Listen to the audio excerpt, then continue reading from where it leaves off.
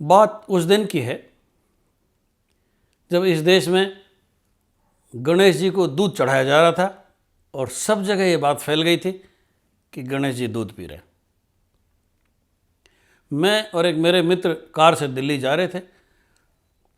हमको समझ में नहीं आ रहा था कि देश में हो क्या रहा है। रास्ते में हर जगह भीड़ लगी हुई है, गणेश जी के यहाँ लाइनें लगी हुई हैं और लोग दूध ला ला के पिला रहे, गणेश जी पिए जा रहे हैं।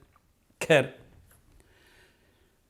शाम को एक प्रसिद्ध ज्योतिषी के.एन. राव के यहाँ हमारी मीटिंग थी, डॉक्टर मुरली मनोहर जोशी, मेरी और के.एन. राव जी की। श्रद्धेय के.एन. राव जी और देश के प्रसिद्ध राजनीतिज्ञ डॉक्टर मुरली मनोहर जोशी और हम हंसे जा रहे थे कि यूरोप से खबरें आने लगी, गणेश जी दूध पी रहे हैं, गणेश जी दूध। फिर आरोप प्रत्यारोप शुरू हो गए कि उस संस्था ने अफवाह फैला दी है या ऐसा है या वैसा है। पर मेरे घर से मेरे पत्नी का और बच्चे का फ़ोन आया कि गणेश जी वास्तव में दूध पी रहे हैं। मेरे लिए मानना बड़ा मुश्किल हो गया। एक पत्रकार और एक आईएएस मेरा फ़ोन से पीछा करते करते वहाँ तक पहुँच गए। के.एन. राव जी का लैंडलाइन नंबर लिया और मेरे से बात की। आप विश्वास करते हो गणेश जी दूध पी सकते हैं? मैं कहा पत्रकार जी, ऑफिशियल वर्जन तो ये है मेरा, ये घटना क्या है इसका तो मुझे नहीं पता चल रहा।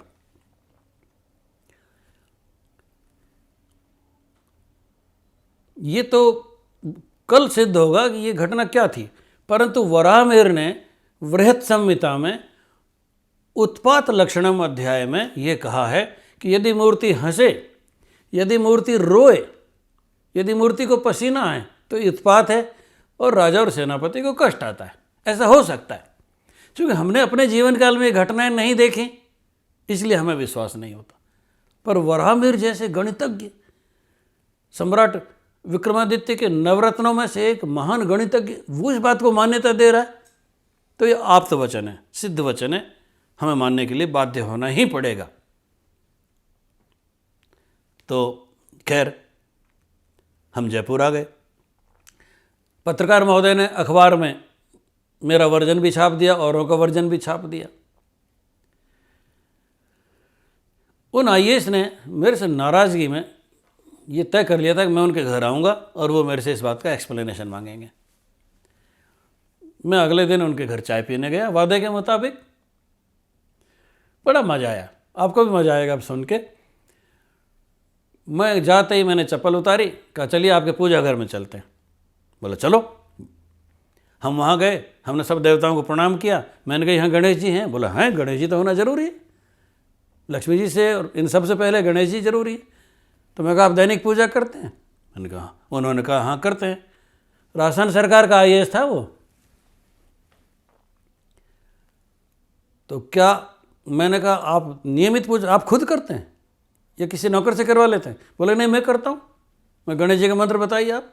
उन्होंने मंत्र सुना दिया। तो मैंने कहा ऐसा करो,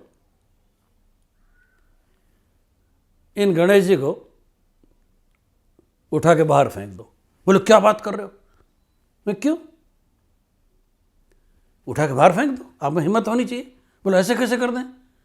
तो मैं कि जिस गणेश जी की आप पूजा करते हैं दैनिक, वो तो सूंड वाले हैं, वो तो सूंड वाले हैं। ऐसे भी होता है कोई? बोले गणेश जी तो सूंड वाले हैं। मैंने कहा अगर आप सूंड वाले गणेश जी को मान्यता दे सकते हो तो आईएएस महोदय गणेश जी दूध क्यों नहीं पी सकते? जिंदगी में मैंने पहली बार समझा कि किसी कुतर्क का जवाब कुतर्क से दिया जा सकता है। मैंने दिया, उनको शर्मिंदा होना पड़ा। मैं अगर आप में हिम्मत है, इन गणेश जी को बाहर फेंक के दिखा दीजिए। मित्रों, बहुत सारी ऐसी बातें हैं। एक ऐसा वर्ग इस देश में है जो अंदर ही अंदर तो देवताओं को मान्यता देता है, परंतु अपनी सत्ता के अहंकार का प्रदर्शन उनका खंडन करके भी कर देता है। सावधान रहें, ये देवता हैं, आपको सब कुछ दे सकते हैं। एक तो आप ऐसे नहीं बोलें सड़े शनि ने ऐसा कर दिया, सड़े राहु ने ऐसा कर दिया। वो देवता हैं, सर्वसमर्थ हैं, उनको यज्ञ भाग प्राप्त है, वो वरदान दे सकते हैं, वो शाप दे सकते हैं।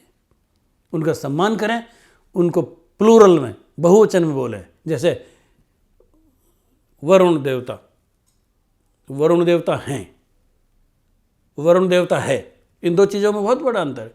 जिनको भी हम सम्मान सूचक शब्द देते हैं उनको प्लूरल में ही, बहुवचन में उच्चारण करते हैं। ऐसा ही आप देवताओं के साथ करिए और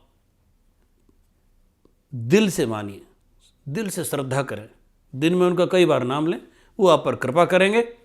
इसमें आपका दर्जा कहीं भी नहीं घटता है। जब राष्ट्रपति, प्रधानमंत्री सार्वजनिक रूप से देवताओं का नाम लेते हैं, मंदिरों में जाते हैं, पूजा करते हैं, तो आप क्या चीज़ हैं जो आप उनकी देवताओं की हंसी उड़ाएं? तो बात साधारण सी है पर दिल में उतरने वाली।